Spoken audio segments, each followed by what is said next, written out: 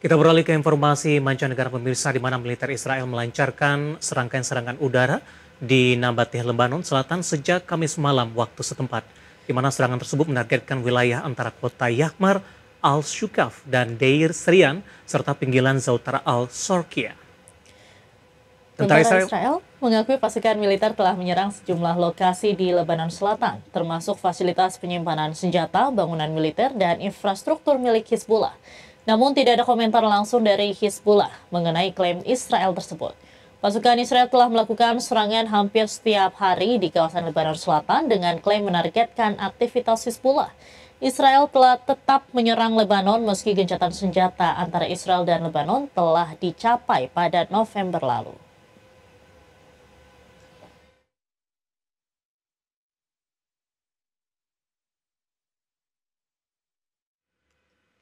Ya, pemirsa, kelompok Hamas asal Palestina menyatakan belum mengambil sikap resmi terkait proposal gencatan senjata di jalur Gaza. Dalam sebuah pernyataan resmi yang disampaikan pada Jumat pagi waktu setempat, Hamas mengatakan akan menyampaikan keputusan akhir terkait gencatan senjata jika konsultasi antara pemimpin kelompok selesai dilakukan. Kelompok Hamas melakukan konsultasi dengan para pemimpin pasukan dan faksi-faksi Palestina mengenai tawaran yang diterima dari para mediator. Konsultasi tersebut sejalan dengan keinginan Hamas untuk mengakhiri agresi Israel terhadap warga Gaza dan memastikan masuknya bantuan secara bebas. Hamas dan Israel telah mengadakan sejumlah putaran perundingan tidak langsung dalam beberapa bulan terakhir.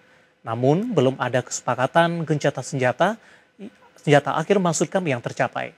Dalam perundingan sebelumnya, Hamas menuntut diakhirinya perang secara menyeluruh, sementara Israel bersikeras pada gencatan senjata sementara.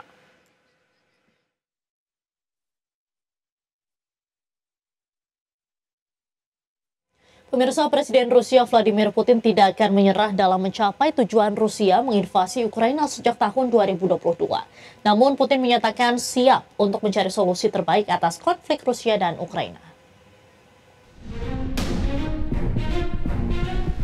Kantor Kepresidenan Rusia, Kremlin, menegaskan Presiden Vladimir Putin telah mengatakan kepada Presiden Amerika Serikat Donald Trump bahwa Rusia tidak akan menyerah dalam tujuannya berperang di Ukraina.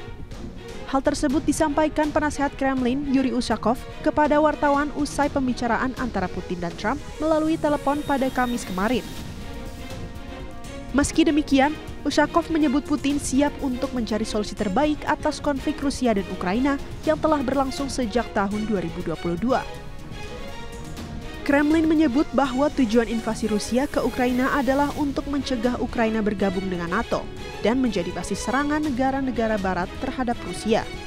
Klaim ini pun dibantah oleh Ukraina dan negara-negara barat.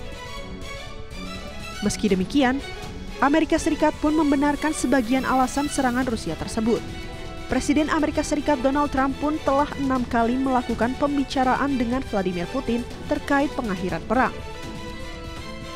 Kontak terakhir antara dua pemimpin negara ini terjadi sehari setelah Amerika Serikat mengumumkan penghentian sementara pengiriman beberapa sistem persenjataan ke Ukraina, termasuk rudal pertahanan udara dan artileri presisi yang dijanjikan di bawah pemerintahan Joe Biden.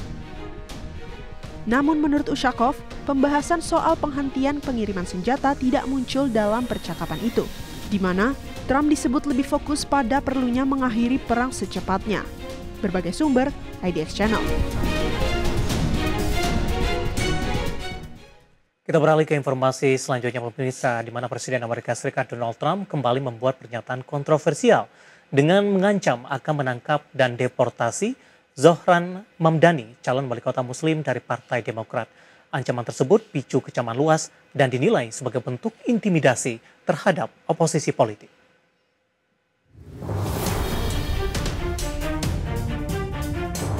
Donald Trump kembali membuat pernyataan kontroversial dengan mengancam akan menangkap dan deportasi Zohran Mamdani, calon wakil kota Muslim dari Partai Demokrat. Dalam diskusi kebijakan imigrasi di Florida, Trump menyebut Zohran Mamdani orang gila karena menolak operasi imigrasi ICE. Ia lalu menyatakan bahwa Mamdani seharusnya ditangkap dan dideportasi meski tak menyebut pelanggaran hukum apapun. Retorika itu memicu kritik tajam karena dinilai antidemokratis dan diskriminatif terhadap warga keturunan imigran. Mamdani menanggapi ancaman itu dengan lantang di media sosial X. Ia menyebut Trump ingin mencabut kewarganegaraannya hanya karena membela hak imigran dan menolak ICE. Mamdani juga menegaskan bahwa intimidasi ini adalah ancaman terhadap demokrasi dan kebebasan berbicara. Adapun Zohran Mamdani, anak imigran asal Uganda dan India, menjadi Muslim pertama yang maju sebagai calon wali kota New York. Ia mengalahkan Andrew Cuomo dalam pemilihan pendahuluan Partai Demokrat dan dikenal vokal soal Palestina dan keadilan sosial. Kini Mamdani bersiap menghadapi lawan dari Partai Republik di tengah tekanan dari tokoh sebesar Trump. Berbagai sumber IDX Channel. Pemirsa, sejumlah negara di benua Eropa tengah dilanda gelombang panas ekstrim dalam beberapa hari terakhir. Oleh karena itu, para wisatawan diminta bersiap menghadapi peringatan cuaca sebelum menuju destinasi liburan musim panas di benua biru. Cuaca di Eropa tengah luar biasa panas, dengan gelombang panas yang melanda sejumlah negara seperti Prancis, Spanyol, Portugal, Italia, Jerman, Inggris, dan Turki. Oleh karena itu, para wisatawan diminta bersiap menghadapi peringatan cuaca sebelum menuju destinasi liburan musim panas di benua biru. Melansir Travel and Leisure Asia, benua Eropa dikenal dengan musim panasnya yang menyenangkan sehingga mampu menarik para wisatawan dari seluruh dunia. Namun demikian, terdapat laporan dalam beberapa hari ke depan suhu akan meningkat sekitar 5 hingga 10 derajat Celcius dengan cuaca saat ini yang telah tembus 40 derajat Celcius di sejumlah negara. Salah satunya ialah peringatan merah yang dikeluarkan pemerintah Prancis dengan sekitar 20 sekolah ditutup atau ditutup sebagian akibat gelombang panas. Bahkan stasiun penyemprotan telah didirikan di sepanjang sungai Seine di Paris untuk memberikan bantuan bagi para pejalan kaki sekaligus menghentikan kebakaran hutan yang signifikan di wilayah selatan Aude. Sementara di Spanyol, tepatnya di kota Andalusia, tengah mengalami suhu maksimal 46 derajat Celcius atau menjadi yang terpanas sepanjang sejarah sejak tahun 1965. Di sisi lain, Kementerian Kesehatan Italia menetapkan 21 dari 27 kota termasuk Roma dan Milan dalam status siaga merah akibat cuaca panas yang ekstrim. Sedangkan di Portugal, peringatan merah telah dikeluarkan pihak setempat untuk 7 dari 18 distrik di negara tersebut. Berbagai sumber IDX Channel. Kita beralih ke informasi lainnya, pemirsa, di mana WHO menyerukan kenaikan harga alkohol, tembakau, dan minuman manis setidaknya 90% pada 2035 melalui pajak kesehatan. Tujuannya untuk menekan angka penyakit tidak menular dan meningkatkan penerimaan negara.